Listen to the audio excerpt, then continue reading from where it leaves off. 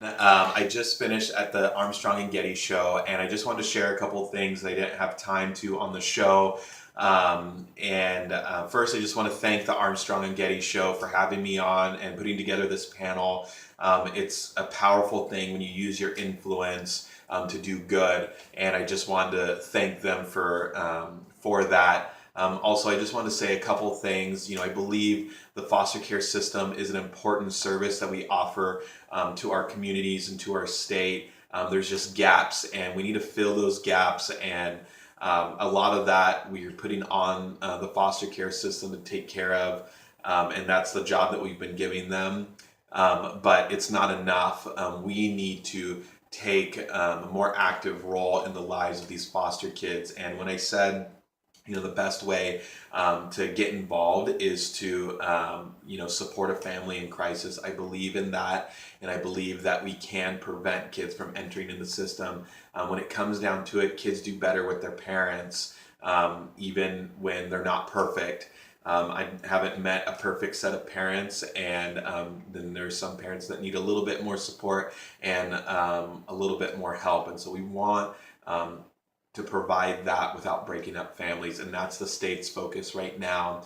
And so if you are listening and you listen to the show and you're thinking, what can I do?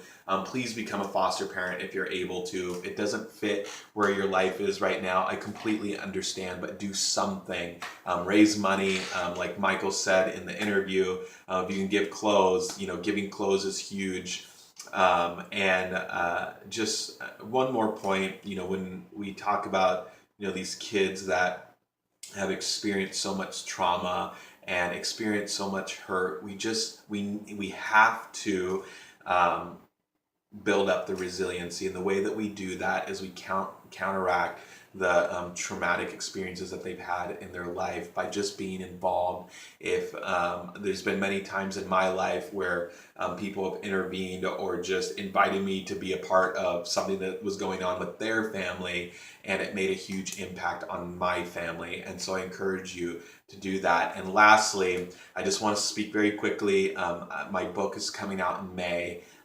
Dad in a Day, when my mom's kids became my own. But in addition to that, in June, I'm going to be releasing the workbook that goes with that. And the name of that book is called Discover Life Beyond Crisis, a guide for overcomers. And both of these books, when I got the vision for them, they were designed with these kinds of kids in mind, and also people who want to help. So if you would like to buy, pre-order Dad in a Day, you can do that by going to dadinaday.com.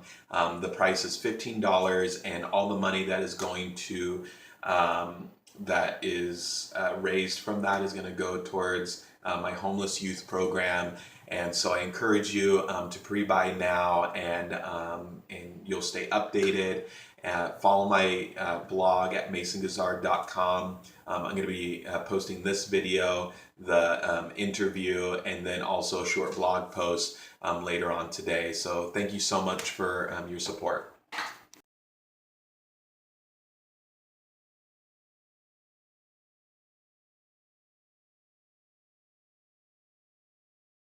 So you decided you want to buy a gun, but how do you choose which one? You don't have time to test every handgun, rifle, and shotgun out there. NorCal Gun Vault can help you out. Yeah, the folks at work there are passionate about firearms. They hunt, they shoot. You can tell it's not just a job for them, and it shows in their ability to find the perfect firearm for you. NorCal Gun Vault is fully stocked with hundreds of handguns, rifles, shotguns, not to mention tons of ammo, dozens of accessories. Yeah, whether shooting is just a hobby, you're a hunter, or you're thinking about owning your first gun, NorCal Gun Vault has exactly what you're looking for. By the way, if cash is tight right now, but you really want to get a gun, NorCal Gun Vault will work with you to create a layaway program individually tailored to what makes sense for your budget. NorCal Gun Vault opens 7 days a week, locally owned and operated. Check them out at norcalgunvault.com. norcalgunvault.com. It really matters when you're dealing with experts. Go to norcalgunvault.com, norcalgunvault.com.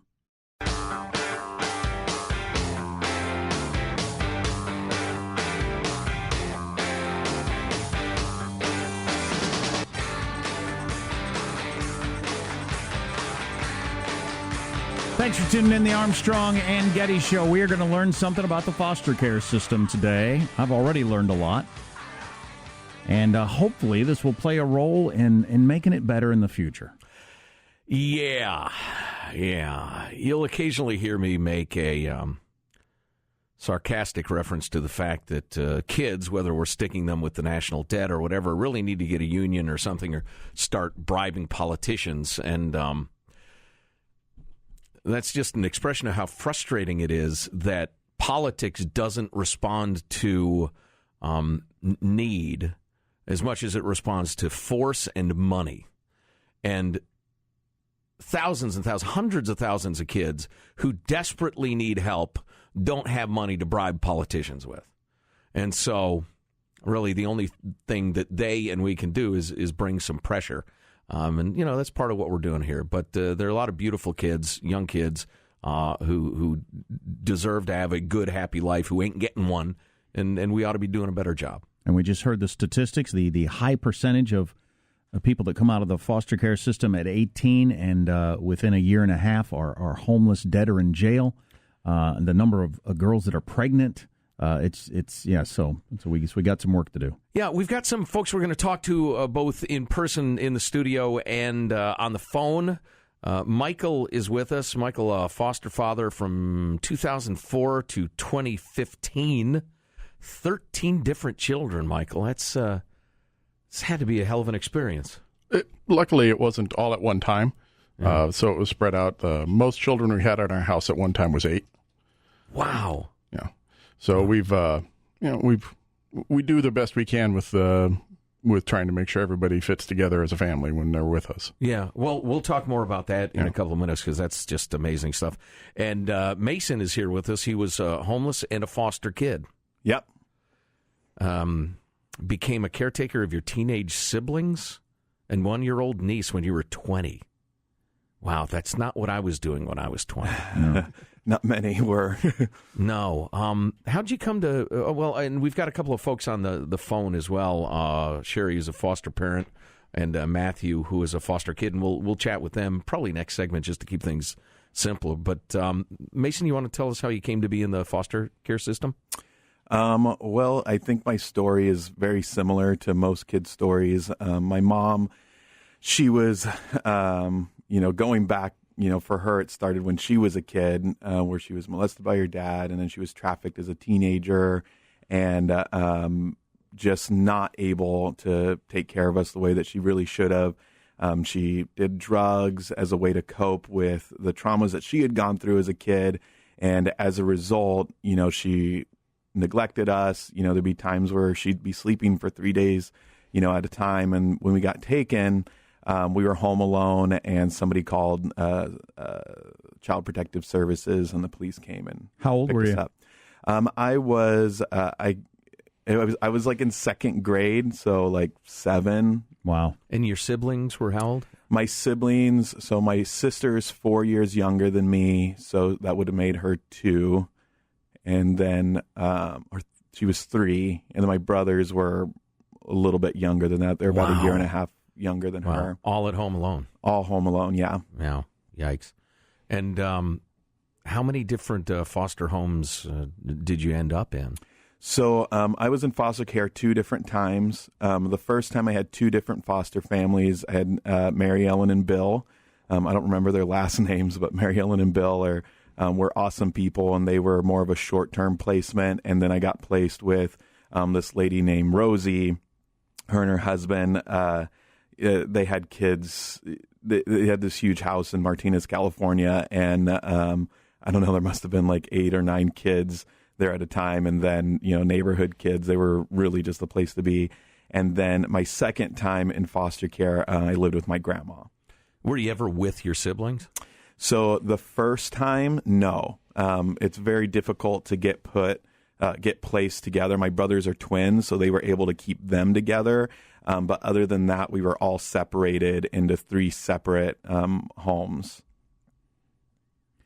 What was it like as a kid what did you think at that age? You're at some new house with some new people parenting you. What were you thinking at that time? Well, when the police came, the nightmare come true. Like, this is what at least I was very aware, like, this is a possibility. We've had people and neighbors and stuff where their kids got taken away. This is what, this is the nightmare, is for us to get taken away. Even though my mom, didn't know how to be as good of a mom as she could, she was my mom and I loved her and I wanted to stay with her. So when we got taken away, we didn't see her for a few months. And initially, wow, that's just, I can't even imagine what that's got to be like for a kid. It was. What were they telling you during that time? They tell you very little. When you're a kid, they give you very little information. At least when I was in foster care, I would ask and ask and ask, and as vague of an answer as possible is what they would give to me. When I got to the foster home, Mary Ellen and Bill were the first ones to have me in their home, and they were great. When I was scared, it was late in the middle of the night that I came to their house, and I was filthy. I had cuts on my feet because my mom, she had tried to kill herself a few days before, so there was glass on the floor from where she broke a picture, and I walk in and I don't have socks, in my, I'm wearing shoes, no socks, my clothes, everything is filthy. First thing they do is give me a bath, and my feet going in the water, it hurts. And Mary Ellen, she tells me, like, there's special soap in there and it's going to help it heal. And, there's just like a warmth with them. You could tell, looking back at it now, it wasn't their first time receiving a kid in the middle of the night, coming in a similar situation. And Mason, go ahead. Sorry. I was just going to say immediately I was put to ease, even though I was in a very stressful situation. They were, I don't know, they were professionals. I don't know how to put it. Well, let me turn to Michael at that point and ask you, as a foster dad to quite a few kids, what's it like when the kid comes into your home and you're trying to figure out, what are they bringing here emotionally? What's their state? That's got to be a serious thing. Without a doubt, every child that comes to your home in this state is scared to death. They don't know what's going on. Very rarely are they being told what's going on. All of the children we have were, with one exception, were old enough to communicate with you. They were all 4, 5, 7. We had a couple of 14-year-olds come to us. The older they are, the more they know, but they're all scared. They all don't understand. And the ones who are teenagers are usually also angry. Mm-hmm. So what you have to do as a foster parent at that point is at least what my wife and I did is we introduced them to the other kids in the family and we let the kids talk to them. And we sat around and input information that was needed at that point. My wife and I have 2 biological daughters, so we started with 2 before we went into the foster care system. So we always had children to talk to the children as they came through. For us, that seemed to work fairly well. It didn't work all the time. Sometimes my wife and I would come up with ideas to try and gather children together, just talk about life, talk about everybody's families or something when a new child came into the family, and they didn't want to talk about it. So then we have to go for a walk and to see if, maybe walk an hour. This is going to be your room. Do you want to sit down? Do you want to have do you want to talk? Do you want to play? Do you want to, try and find out what the child wants. Get them to interact with you. And sometimes they won't. Right. Depending on how upset they are, they won't interact with you. That's when you do that patient waiting game. And all parents do this. It isn't just foster parents. When your child doesn't want to talk to you, it's a patient waiting game. You're close by so that when something goes wrong, you're right there, maybe not in their room, but in the hallway, sitting and reading a book, waiting for the child to talk. Right. So that, that's how we kind of started the day. Well, we've got a couple more people we're going to talk to, and you guys absolutely hang around the whole hour and comment as needed. Some folks on the phone, both a foster parent and a foster child who had considerably less, than good experience. Yeah. I got to ask you, and we got to take a break here in just a minute or so, but why do you do this?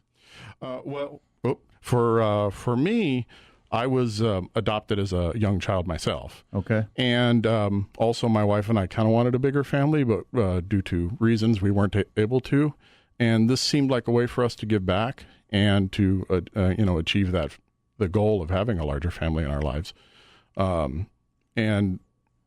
For us, we're kid people. We love kids. We love having them around. We love them, just doing things with them. It's great. Getting into the foster care system, we thought we were doing, ourselves a favor to have kids in our house. And it turned out we really didn't know what we were getting into. It's really us helping the kids. And we had a really eye-opening experience with our very first foster child, who we did later adopt, and he's 21 now. But we kind of went into it for selfish reasons. We went into it because we wanted to have more kids. And then within 3 months, the more kids thing just went out the window, and now we've got to help these kids. There's nobody listening to you thinking you're selfish in any way. I guarantee you. Well, you're not only a wise man, but an honest one. All right, let's take a quick break, and then we're going to come back and talk to some other folks. Yeah. Listen, if you've got to run into work or you got to tune out now or whatever, number one, you can always listen to the podcast, but if you ever hear of a clothing drive or a toy drive or a computer drive or a fundraiser or whatever, and you can help out foster kids, do it.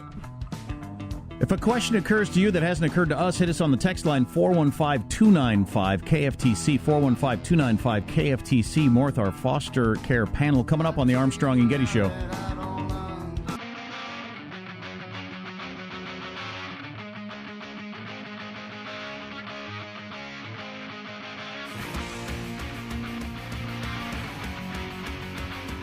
If you've missed the last half hour of the Armstrong and Getty Show, you really got to seek out the podcast and catch up later in the day. We're doing our foster care panel, and we're learning a lot about the system. And if you had a happy, healthy, safe upbringing, and or your kids do, it really puts your problems in perspective. At least it has for me, anyway. Well, and I think anybody, especially anybody who's raised kids, you start to recognize your parents in yourself. Then you start to recognize yourself in your children, and you realize how incredibly important role modeling is. And it's not the things you say to your kids; it's the things they observe that are the most powerful. And a lot of foster kids really don't have those role models in the way they should. But anyway, we'll talk more about the need and that sort of thing. But is it Sherry or Cherie? I'm never sure with this spelling. Yeah, it's Sherry. Hi, Thanks Sherry. for having me this morning. Thank you. Oh, it's our pleasure. Sherry is a foster parent, and we're going to be talking to Sherry in just a moment or two. Matthew is also on the line, who spent ages 3 to 18 in dozens of foster homes. Hey, Matthew, thanks for being here. How are you? Good morning, guys. Good. Listen, why don't you go ahead, Matthew, and tell us a little bit about your experience in foster homes? Well, I started young. I had 2 siblings, and we were abandoned by my mother at a young age, picked up by my father, and much like your earlier guest, we had a dad who didn't really have all the tools to take proper care of us, and we wound up in foster care pretty early on, and we worked together as siblings in a handful of different homes, and it's hard to keep siblings together, especially 3 of us. So when we were split up, I was young. I was probably 9 years old, I think, and there was no more contact with my brother and my sister. Dad quit coming for visitation, and I really lost contact with them for a number of years. I've only just recently reunited with my brother through social media. Found out that I have a couple of half sisters, and so I think the real problem with the foster care system is there were families that were excellent families, and it's very difficult for foster parents to go through an adoption process. So if they have a child and they want to hold on to them, most of the times they're just not capable of doing that. So, is that my experience? Because I don't quite understand how this works. So is that how you ended up in dozens of homes from ages 3 to 18? Because Is that one a year? I mean, how did the parents say, okay, that's enough, I'm done, only wanted to do it for a little while, or did they pull you out? What happens there? It's not always clear. Sometimes the homes are just a short-term solution, especially earlier on when there's 3 kids. They're not going to keep them for very long. Some are receiving homes, so you just go there for while they're waiting for a place. Some are respite care, where they only take kids for a couple of weeks to give other foster parents, a chance to relax. Sometimes it's a group home. Sometimes it's a boys' home. Sometimes it just doesn't work out. So there's a lot of moving around. I hate to get into it, but we really have to. Can you talk about some of the bad experiences you had in the foster care system? Yeah, again, there are some really good parents, some really good families. But then on the other hand, just a handful of experiences. One thing that was more common than one thing that was really common would be that the foster kids would eat downstairs. I remember one home in Auburn where I arrived with my, I had a black garbage bag, and that had everything I held in the world. And in fact, I had just been picked up from school by my caseworker, and I didn't know they were coming. And, off to a new house. And there was 2 other foster kids there. And when it was dinner time, the real family, and that's how we felt. That's what we thought of that as. The real family ate upstairs at the dining. Anyway, they ate upstairs and we ate downstairs. I had home where we were in Seattle, and there was 4 other of us kids, and we were kept in the basement of this house, and we were locked in there at night. There was a padlock and a hasp on the outside of the door. We were fed literally beans and rice every day. That was our meal, and Zoom or oatmeal in the morning, and I hated Zoom. And for my birthday, I got a Hostess apple pie. So that was a home I ran away from. When you're a foster kid, your only defense mechanism really is to run away. I lived on the streets at that time. Do you have any idea what happened to that particular family? Or did you just run away? And I understand why, it's not your job to follow up on them, but what were they doing? They're criminals. They should be in jail or executed. Absolutely. And, looking back on it as an adult, I realized that this was a single woman, and she was older. She had children that lived there between their 20s and 30s, and they had a chop shop right out back. So I know that house is burnt down. I went back by and visited not too long ago, and it's burnt down, as it should be. And but, when I ran away from there, I ran to a foster home that had been great for me. And they weren't allowed to keep me, and they had to take me back. They had to call the sheriff, and the sheriff picked me up and took me back. So, Matthew, God, I know there was physical and sexual abuse as well, which you haven't brought up. Was that at that place or a different one? The physical abuse. There was physical abuse there. Certainly emotional. Sexual abuse was at another home, and it went on. It went on for years, and I didn't.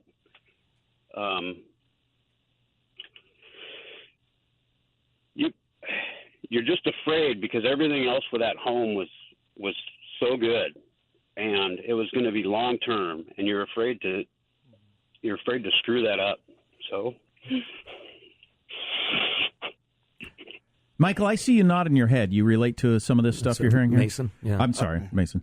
I don't relate to it personally, but a lot of the kids that I work with here in the Sacramento region who are homeless have had similar experiences. And so when I hear Matthew recounting what's happening and that fear of like destroying, what little good there is, even though there's this bad, and you just feel...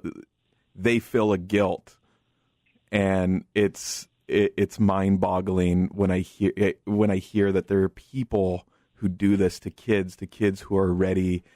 It's so unbelievable.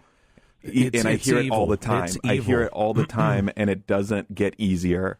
Sherry, listen, I'm sorry we haven't had you weigh in yet, but as a foster parent, presumably a loving and caring one, what do you think when you hear these stories? Yeah, I believe that actually, yes, does happen. Our first foster son had an older sibling who did not stay with us but was in other foster care, and then eventually was adopted at age 12. And by the time he went through the birth family to the adoption, he had been sexually molested as a young boy. And, of course, you have the scars of that your whole life. Our situation was not that way at all. Our first child was 1 day old when he came into our home. His parents were homeless and drug addicts, so he had a lot of physical problems from the in utero drug use and alcoholism and smoking from birth mom. And he was about a year old until his parents' rights were terminated, and we eventually adopted him. Our second foster child was 3 months old when she came into our home, and she had been in a group home previously from the age of 6 weeks old. Her skull was fractured, and she was starved when she went into foster care at 6 weeks old. And then we got her at 3 months, and then after 2 years in our home, her parental rights were terminated through the court system, and we also adopted her. So that's kind of our story. And I have several friends who are foster parents who their children were reunited with them. And I have friends who have adopted their foster children. So I have kind of a wide range of experiences. But, yes, I have heard of the abuse like this. Yeah, it's unthinkable that it isn't rooted out and stopped immediately and dealt with. We'll get into that a little more in a couple of minutes. But, Matthew, listen, back to you. I know it's really difficult to tell the story, obviously. I know you've been married now for a couple decades, right? You have a couple of kids of your own? Yeah, yep, 2 kids. Both are successful, tradesmen. They work with their hands, and great attitudes, very respectful. We always get positive feedback from them. Well, whatever it is that you have and Mason has and people like you have that keep you fighting and trying to find the upside of life, I wish we could bottle it and spread it around, because I really admire it. And, given what you've gone through, we're really happy for your happiness. Thank you. I appreciate that. Yeah. I just want to say one last thing. The one thing that I always held on to was that you get to make your own choices. So regardless of what your environment is, what your circumstances are, it's really up to you what you do with that. Right. Amen to that. So thanks very much for being here. We got to take a short break again. We'll be back with the folks on the phone and the folks in person, and we'll take a look at the text line and we'll get some and that sort of get some headlines from Marshall Phillips on what's going on in the world. But I don't know. For me, hearing these stories, whatever is going on in the world seems kind of unimportant, and right to the topic we're discussing at the time. By the way, if you have to go, jump onto tickettodream.org, which is a great organization for foster kids. Tickettodream.org, or wherever you are listening across America. You have a CASA program, Court-Appointed Special Advocate, which is an organization that looks out for kids in their moment of need in the court system. Look into volunteering for CASA. How can we not be doing better with this? Stay tuned. You're listening to the Armstrong and Getty Show.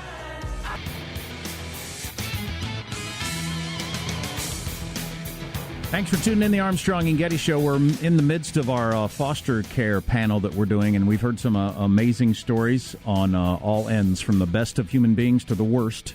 And we'll get back into it in just a minute. We want to get the headlines from Marshall Phillips. Well, very quickly, the Senate's top Democrat, Chuck Schumer, calling on Attorney General Jeff Sessions to resign. The call following revelations that Sessions met a couple of times last year with the U.S. ambassador to Russia. Now, former Senator Sessions was a surrogate and advisor to the Trump presidential campaign at the time. But if he wasn't doing anything nefarious, that's a ridiculous thing to say, Chuck. But moving along. Members of the Obama administration reportedly developing evidence that Russia tried to influence the U.S. election. The New York Times reports the officials tried to spread the information across the government before going out the door. They were supposedly concerned the evidence could be destroyed by the new administration. I think they overreacted. I want to talk about that later.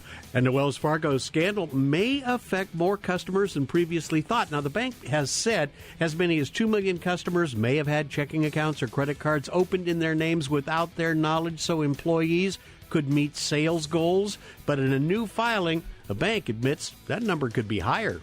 And riding on the popularity of his Trump impressions on Saturday Night Live, Alec Baldwin is set to publish a Trump parody book. He's calling it You Can't Spell America Without Me, the really tremendous inside story of my fantastic first year as President Donald J. Trump. Pretty good title. It is indeed. That's your news. I'm Marshall Phillips, the Armstrong and Getty Show, the voice of the West. So if you're just tuning in, we're doing a panel. We've done this a number of times throughout our career. Every time we do one, I think we need to do these more often. Michael is in the studio. Michael's foster father, Mason, as well, was homeless and a foster child, now works with homeless youth and other foster kids. Matthew on the phone, who we just talked to, entire childhood in foster care, including some wonderful and awful experiences. And Sherry, another foster parent's on the phone. But Michael, who's foster father, as you were hearing Matthew describe some of the physical, emotional, and sexual abuse, you were thinking roughly what we were thinking. Yeah. Can I say that on the air? Yeah, hell okay. yeah. No, I need to get my shotgun and shoot these people. Yeah. Every foster parent, almost without exception, is going to get accused of something at some point because the kids want to go home. Mm. That does not excuse what some of these people can do. And we have had in our home foster kids who have come from abused foster parents before. Right. They're the hardest kids to get you to trust them. Oh, I'm sure. Yeah. I'm sure. And they show up. Why do they not think the same bad things are going to happen in your house that happened in the last house? Especially the younger they are. And there's nothing you can do about it except just be patient. Do you have any insight? Talk. Do you have any insight as to what the foster system is doing wrong in weeding out the sort of human being that would lock children in a basement and not feed them, for instance? Is there a psychological test we can do or something? Mason, you have something? Go for it. Well, I just want to say that it's hard. It's especially if they're a sexual predator. They get better as they get older at what they do. And it gets really, for them, it becomes second nature and moves into first nature where they can cover it up. They know how to twist what kids are saying. And then we have kids who have been through trauma. We have kids who've experienced horrific things before coming into a foster care situation. And it ruins their credibility. Like that's being used. Some other things that aren't their fault that they can't control are being used against them and taking their credibility. So when they're saying this is not right and I need help, or can't put exact words to it, they're not always being heard. That's an awful betrayal. Oh my God, it's incredible. One thing to realize though is Mason sounds about my age. Or I'm sorry, not Mason. Matthew. I'm sorry, Mason. Matthew sounds about my age. And so I'm going to guess that this happened, 20, 30 years ago, age range. In California, at least, or at least in Sonoma County where we're active, hopefully it's not that bad anymore. I am not naive enough to say, oh, that never happens again, because it does. But the watching of the social workers, the training of the social workers to catch predators is at a higher end than it was 20, 30 years ago. I don't doubt that. But what you said about, every foster family is accused of something, it goes to the incredible difficulty of the situation. My wife and I, we weren't accused directly, but we were accused of sexual inappropriate contact between children in our home. The way we handled it is we brought everybody in. We opened up our house. We didn't argue with anybody. We said, talk to everybody. Talk to whoever you want to. Let's get this out in the open now. I would say that is the only rational response. It is.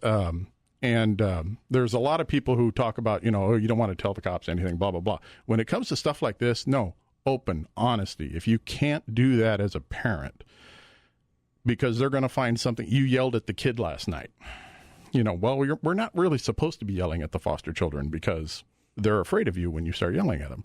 So we try to keep our voices down. But when I do scream at them, when I become dad all of a sudden,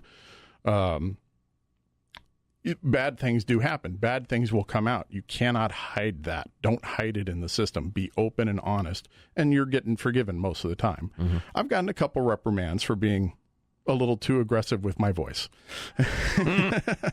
But, I'd rather have that. I'd rather have that than try to hide things, because the social workers will pick that up, and then they start investigating you more. Sure. Okay. And I like that because they go and investigate other foster parents who are doing the sexual molestation, or who are not feeding their kids appropriately, or ignoring them completely. All right. Well, it's funny. People always ask us, how do we fill 4 hours? And the honest truth is the problem is limiting it to 4 hours, and this hour's going by way too quickly. We need to take another break. When we come back, I think I want to, and Jack, whatever you think is right, I think I want to end by asking everybody with us, what can people do to help, and what's the first thing that needs to happen? Right. That's so a good one. Let's move towards solutions. It's a good one. So stay tuned for that. If these stories didn't move you to want to be involved somehow, I don't know what would. Stay tuned to the Armstrong and Getty Show.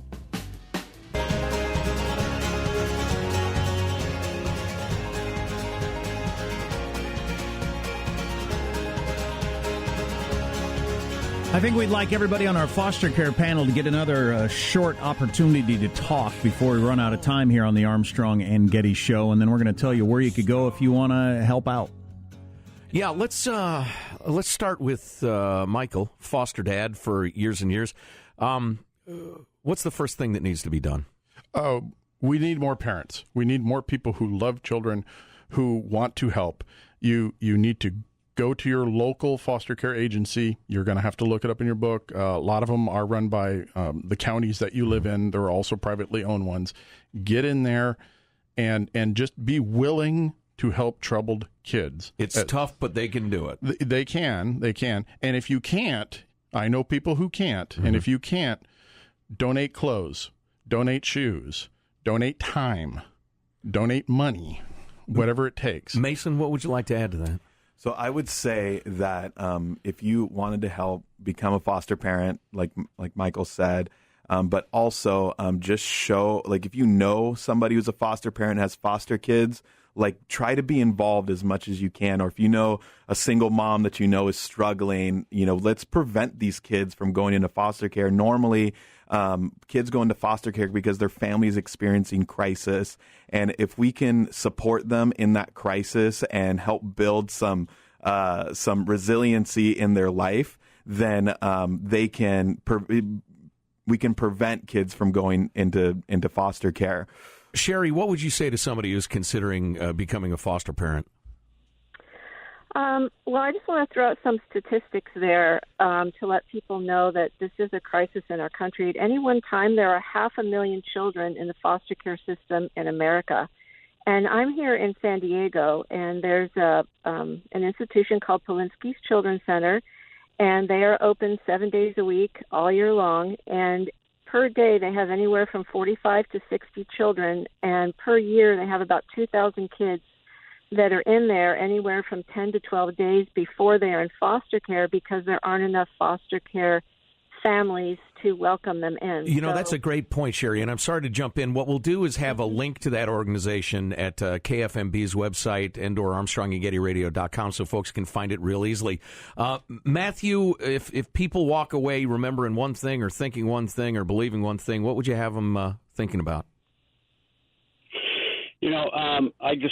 I was thinking about comments on what might help the situation, and I don't recall one home inspection of any of those homes where the living conditions were terrible. I think more inspections, SNAP inspections of the foster care providers would be good. It's kind of hard to hide 3 bunk beds in a wet basement and a padlock on the door, and more caseworkers. We were, I think the caseworkers they're overworked. They've got way too many kids, and I can think I had 5 or 6 within a 2-county region throughout my time in Washington State. So.